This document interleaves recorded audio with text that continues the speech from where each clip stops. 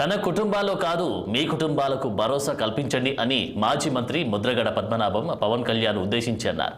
కాకినాడ జిల్లా కిర్లంపూడిలో ఆయన మాట్లాడారు.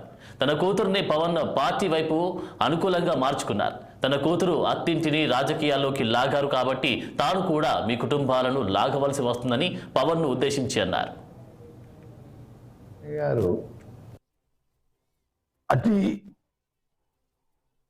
అతిగా పెద్ద గౌరవిస్తున్నట్టుగా బయట నటన, లోపల కుళ్ళు కుతంత్రాలతోటి కుటుంబాన్ని విడదీయాలని, కుటుంబాన్ని అప్రతిష్ట పాలు చేయాలని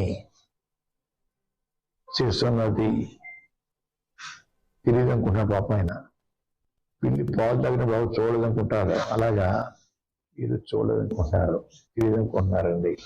అయ్యా, ఓ పక్కమో గతంలో అయితే నన్ను పెద్దవారు ఓ మాట అన్న పడాలంటున్నాడు ఆయన. అసలు నేను ఎప్పుడూ మీ టాపిక్ తేలేదే, మీ అన్నగారిది కానీ నీది కానీ ఎప్పుడు టాపిక్ తేలేదే. వారాహి యాత్రలో కాకినాడలో ఎందుకు నిందించారు నన్ను, ఎందుకు తిట్టారు, ఎందుకు ఆవేశంగా నా మీద తిరగబడ్డారు?